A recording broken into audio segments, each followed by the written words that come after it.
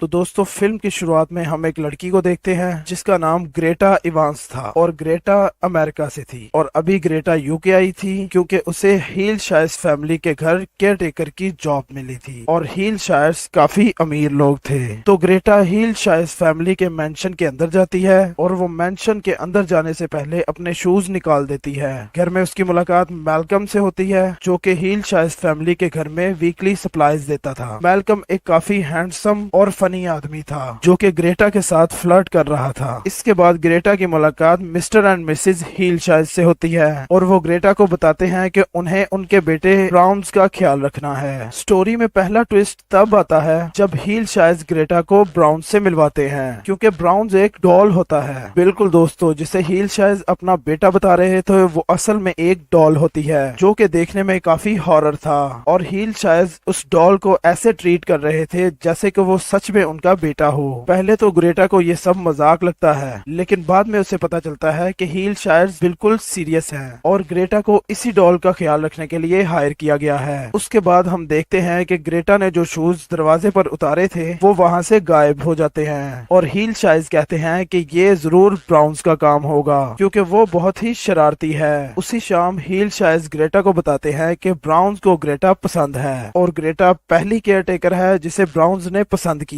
और यहाँ हमें पता चलता है कि मिस्टर एंड मिसेज हील शायर्स कुछ दिनों के लिए शहर से बाहर जा रहे हैं और उनकी एब्सेंस में ग्रेटा को ही ब्राउन्स का ख्याल रखना है। जाने से पहले हील शायर्स ग्रेटा को कुछ रूल्स बताते हैं जो कि बहुत ही अजीब थे, जैसे कि ग्रेटा को रोज सुबह जोर से बोलकर इस डॉल को उठाना है और फिर उसे इस डॉल की ड्रेस चेंज करनी होगी। इसके बाद ग्रेटा को इस डॉल के लिए कुछ कहानियां पढ़नी होगी और ये काम भी उसे ऊंची आवाज में करना होगा क्योंकि ब्राउन्स को लाउड वॉइस पसंद होती है। ग्रेटा को ब्राउन्स के मनपसंद सॉन्ग्स भी लाउड ही प्ले करने होंगे और घर में बचा हुआ खाना कभी भी बाहर नहीं फेंका जाएगा बल्कि खाने को एक फ्रीजर में स्टोर करना होगा। इन सब के बाद ग्रेटा को घर के बाहर के रैट ट्रैप्स को भी देखना होगा जिससे कि चूहे घर के अंदर ना आए। तो हील शायर्स के जाते ही ग्रेटा घर में अकेली हो जाती है और वो बताए गए रूल्स को फॉलो नहीं करती। वो घर में लगे लैंडलाइन फोन से अपनी सिस्टर सैंडी से बात करती है जहाँ हमें पता चलता है कि ग्रेटा का एक एक्स बॉयफ्रेंड था जिसका नाम कोल था और कोल काफी अब्यूजिव था। शायद यही वजह थी कि ग्रेटा ने अपना होमलैंड छोड़ दिया था और बात करने के दौरान उसे पता चलता है कि कोल अभी भी उसके होमलैंड में उसका अता पता ढूंढता फिर रहा है। एनीवेज, ग्रेटा अकेली घर में एंजॉय कर रही थी और बहुत ही जल्द उसे एहसास होता है कि ब्राउन्स डॉल अपनी जगह बदल रहा है। मैल्कम से बात करने के दौरान ग्रेटा को पता चलता है कि आज से तकरीबन 20 साल पहले एक मिस्टीरियस फायर में जल के मारा गया था और उसके बाद हील शायर्स इसी डॉल को अपना बेटा समझते हैं। यहाँ मैल्कम और ग्रेटा की बॉन्डिंग अच्छी हो रही थी और मैल्कम उस रात ग्रेटा को एक अनफॉर्मल डेट पर इनवाइट करता है जिस पर ग्रेटा मान जाती है। डेट पर जाने से पहले ग्रेटा अपनी फेवरेट कलर की ड्रेस और ज्वेलरी निकालती है और वो तैयार होने से पहले नहाने जाती है। यहाँ हम लोग एक अनजान आकृति को देखते हैं जो कि ग्रेटा की ड्रेस और ज्वेलरी चोरी कर रहा था। नहाने के बाद ग्रेटा को अपनी ड्रेस नहीं मिलती है और उसे लगता है कि शायद घर के अंदर कोई है। ग्रेटा को इस घर की एटिक खुली मिलती है और जैसे ही वो इस एटिक के अंदर जाती है कोई बाहर से इस एटिक को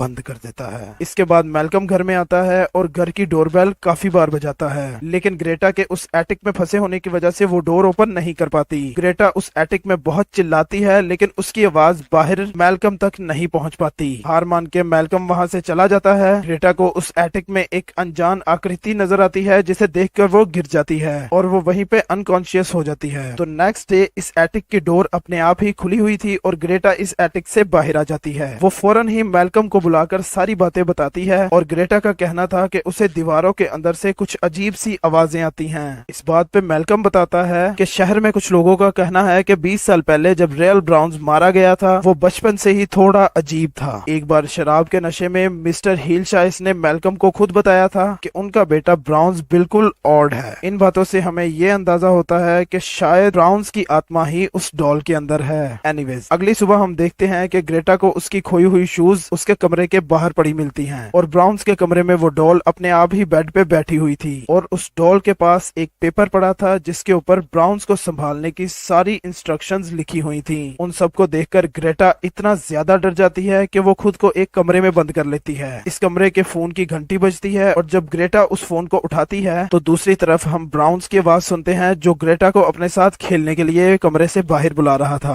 ब्राउन्स ग्रेटा को कहता है कि क्योंकि वो अच्छे तरीके से बिहेव करेगा। और हम ग्रेटा के कमरे के बाहर किसी इंसान की परछाई देखते हैं जो ग्रेटा के लिए सैंडविच बनाकर कमरे के बाहर छोड़ देता है। अब ग्रेटा को पूरा यकीन हो गया था कि ब्राउन्स की ही आत्मा उस डॉल के अंदर है और अब ग्रेटा इस डॉल की ठीक तरीके से रूल्स के मुताबिक ख्याल रखना शुरू कर देती है। दूसरी तरफ हम मिस्टर एंड मिसेस हीलशाइज को अपने हॉलिडे पर देखते हैं, जहां पर वो दोनों अपने आप को किसी रिवर में डुबोकर अपनी जान दे देते हैं। मरने से पहले वो एक लेटर ब्राउन्स और एक लेटर ग्लेटा के लिए छोड़ देते हैं, जिसमें उन्होंने काफी मिस्टीरियस बातें लिखी थी। जैसे कि ब्राउन्स के लेटर में लिखा था कि अब से ग्लेटा तुम्हारी है। नेक्स्ट डे मैल्कम इन लेटर को ग्लेटा के पास लाता है, लेकिन ग्लेटा उसको इग्नोर करती है और वो अब घर से बाहर भी नहीं जाना चाहती थी, क्योंकि उसे हमेशा ब्राउन्स का ठीक तरीके से ख्याल रखना था और ये मैल्कम के लिए काफी ऑड था। ग्लेटा का कहना था कि डॉल अपनी जगह बदलता है और ये ऐसा तब ही करता है जब कोई उसे देख नहीं रहा हो। ग्लेटा का मानना था कि ब्राउन्स बहुत ही शर्मीला है और वो सबके सामने नहीं आना चाहता, इसलिए वो लोगों की एब्सेंस में ही अपनी जगह बदलता है और अपनी बातों से कम्युनिकेट करने के लिए वो दीवारों को नॉक करता है। प्रूफ के लिए ग्लेटा डॉल को एक कमरे में रखकर दूसरे कमरे में जाती है और जब वो वापस आती है तो डॉल ने अपनी जगह चेंज की होती है और ये मैल्कम के लिए काफी शॉकिंग था।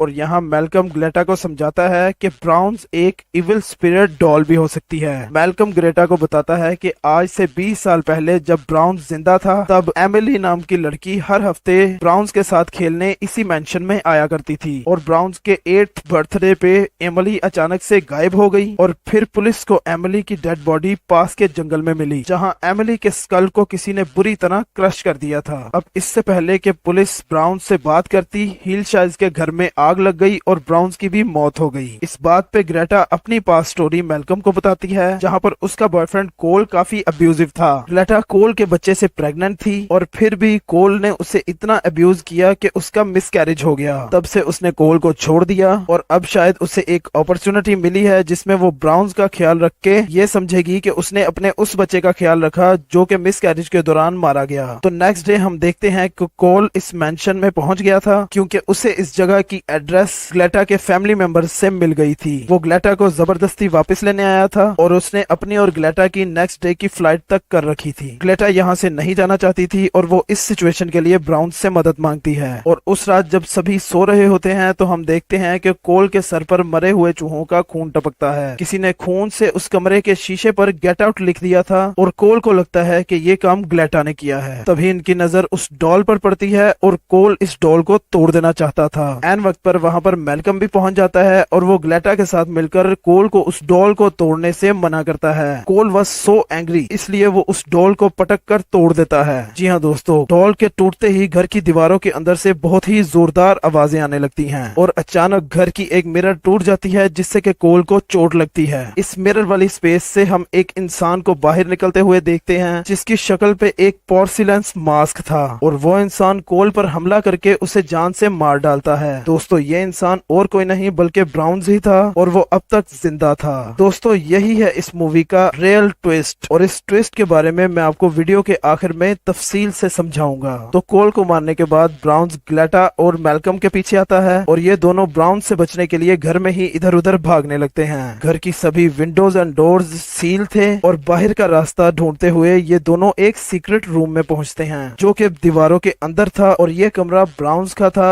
और ब्राउन्स सालों से इस कमरे में रह रहा था और ब्राउन्स ने अपने कमरे में एक डॉल बनाई होती है जिसे उसने ग्लेटा की वही ड्रेस और ज्वेलरी पहनाई होती है जो उसने चुराई थी। यहाँ ग्लेटा को हीलशाइज की आखिरी लेटर भी मिलती है जिसे पढ़कर ग्लेटा को पता चलता है कि हीलशाइज ग्लेटा को इसलिए यहाँ छोड़ गए ताकि वो ब्राउन्स की मीटिंग पार्टनर बन सके। इसी सीन के दौरान ब्राउन्स भी उस रूम में आता है और मैल्कम को बुरी तरह से पीटता है। इतने में ग्लेटा को बाहर जाने का रास्ता मिल गया था और वो किसी तरह इस घर से बाहर भाग जाती है। बाहर जाने से पहले ब्राउन्स ग्लेटा को धमकाता है कि अगर वो वापस नहीं आई तो वो मैल्कम को ठीक उसी तरह मारेगा जिस तरह उसने बाकियों को इस घर में मारा है। ग्लेटा यहाँ से भाग जाती है लेकिन जल्द ही उसे एहसास होता है कि उसे मैल्कम को बचाना चाहिए, इसीलिए ग्लेटा वापस उसी घर में आती है और वो ब्राउन्स को कहती है कि वो सिर्फ उसी के लिए वापस आई है। ग्लेटा अपने बैक पॉकेट में एक स्क्रू ड्राइवर रख लेती है और वो ब्राउन्स को रूल्स फॉलो करने का कहती है कि अभी सोने का टाइम हो चुका है और ब्राउन्स ग्लेटा की बातों को मानते हुए सोने जाता है और सोने से पहले वो ग्लेटा से गुड नाइट किस मांगता है। अब इससे पहले कि ब्राउन्स ग्लेटा को किस कर पाता, ग्लेटा स्क्रू ड्राइवर को ब्राउन्स के पेट में घुसा देती है और ब्राउन्स ग्लेटा पर वापस हमला करता है। इस लड़ाई में ग्लेटा किसी तरह ब्राउन्स को घायल कर देती जाती है और वो मैल्कम को लेकर इस घर से दूर भाग जाती है। मूवी के लास्ट सीन में हम ब्राउन्स को देखते हैं जो अभी भी जिंदा था और अपनी उसी डॉल को ठीक कर रहा था, जिससे कि हमें लगता है कि शायद इस फिल्म की सीक्वेंस भी आ सकती है और मूवी यहीं पर खत्म हो जाती है।